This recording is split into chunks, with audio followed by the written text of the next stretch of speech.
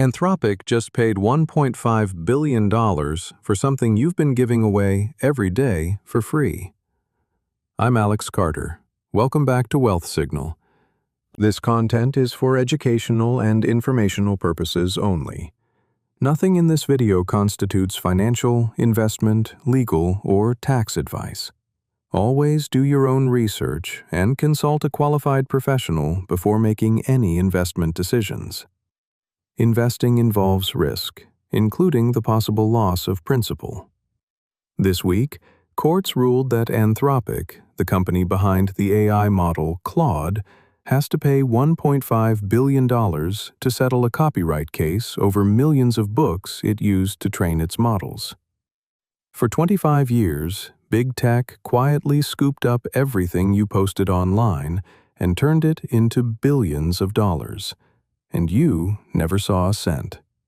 That era is ending fast, and it's opening up what one data economy executive calls a market worth $1 trillion by 2033. If a number like that surprises you as much as it surprised me, do me a favor and hit that like button right now, because today we're breaking down exactly how this settlement is reshaping the AI industry, which public companies are already getting paid for the data you create every day, and which three tickers sit at the center of a new data economy triangle that's forming in plain sight. Here's what actually happened. Anthropic bought somewhere between 7 and 10 million books and built its own private library, then fed those pages, one by one, into its AI models to make them smarter. Until recently, that practice was treated as fair use, a legal shield that let companies reuse copyrighted material without paying for it. This month, the court said otherwise. Training an AI model on someone's book without consent or payment is not fair use. It's infringement, and it comes with a real bill attached. This is not just a United States story.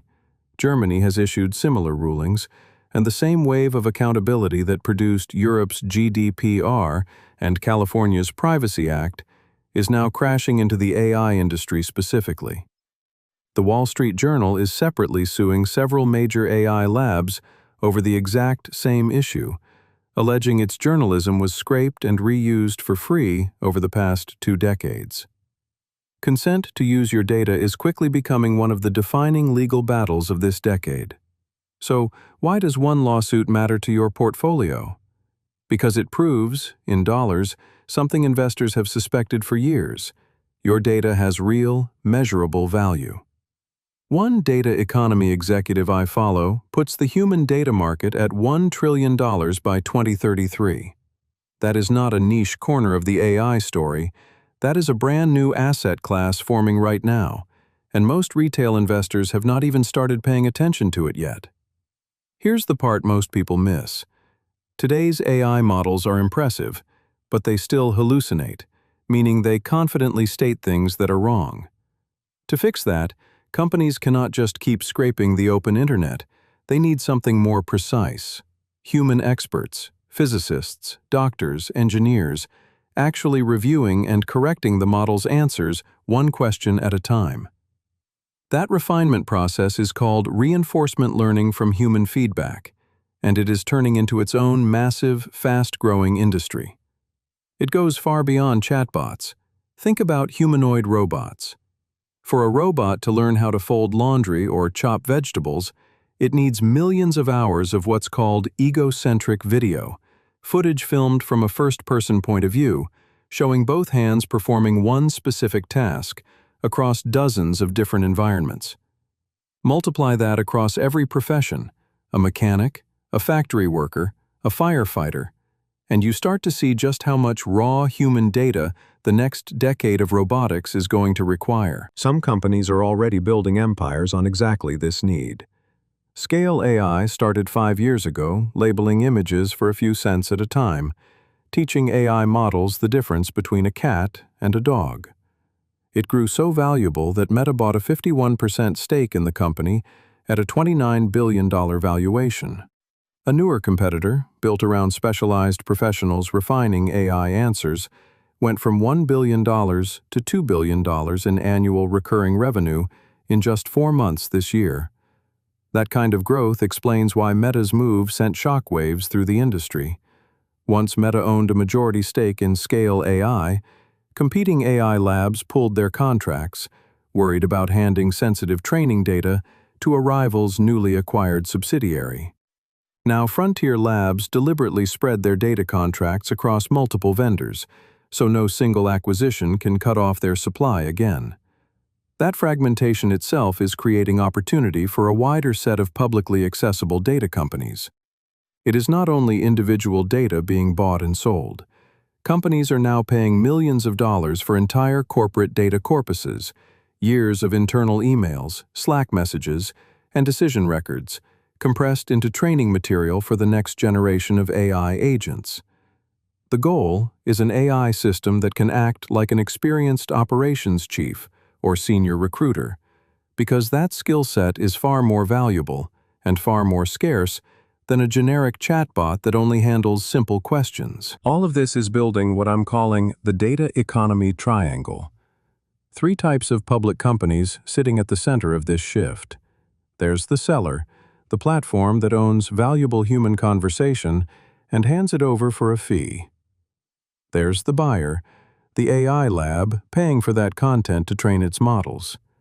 And there's the gatekeeper, the infrastructure company that decides whether AI bots even get access to a website's data in the first place. Start with the seller, Reddit, ticker RDDT. Reddit recently licensed its own user comments and posts for AI training, reportedly worth $60 million a year, paid by Google to train its own models. That is $60 million annually on content its own users created for free, arriving at close to 100% gross margin, because Reddit already owns the platform and the community that produced it in the first place. Now the buyer, Alphabet, ticker GOOGL. Google is one of the 7 or so frontier labs racing to train the next generation of AI models, and licensing Reddit's conversations is just one line item in a much bigger data budget. Google already sits on decades of search, video, and advertising data most competitors will never match, and deals like the Reddit licensing agreement show it is now willing to pay outside partners just to fill remaining gaps. Finally, the gatekeeper, Cloudflare, ticker NET. Cloudflare powers roughly 1/5 of the Internet's traffic, and AI bot traffic crawling the web has now surpassed human traffic on the sites it protects. Starting September 15th, Cloudflare is blocking that AI crawler traffic by default for the publishers it serves, unless those publishers strike a paid licensing deal first. That single policy shift hands enormous negotiating leverage back to every website Cloudflare protects, all at once. Before we move on, everything I've referenced visually in this video is saved as a downloadable summary file in our Wealth Signal Telegram channel, along with every past and future videos file. Links in the description. Go grab it. And if this triangle framework is new to you, subscribe so you don't miss the next data economy name before the rest of the market catches on. Before you chase any of this, understand the real risk in this sector.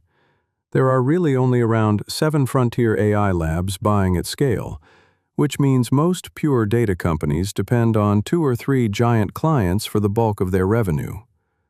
When a data company is that concentrated, one lost contract can gut its entire business overnight. That is exactly the risk that has weighed on smaller, less diversified data plays like DataVault, ticker DVLT, since its public debut. The lesson for investors is simple. Look for companies with more than one leg to stand on. A company earning revenue from data licensing, advertising, and subscriptions at the same time is far more resilient than one betting everything on a handful of AI lab contracts. Reddit, Alphabet, and Cloudflare all passed that test. They were profitable, diversified businesses long before this data economy story existed. The licensing revenue is simply new upside layered on top. Now here's a genuine split worth having. Some investors see this kind of revenue concentration as a deal breaker.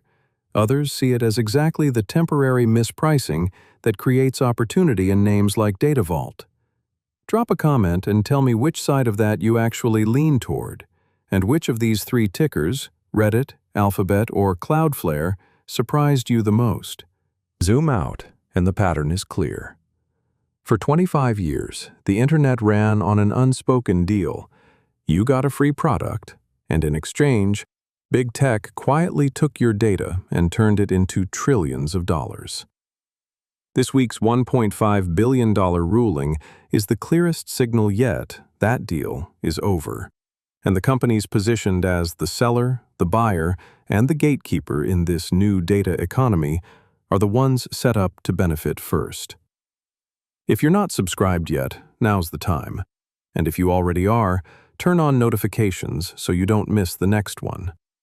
If you think someone else needs to see how the data economy is actually forming in real time, share this video with them.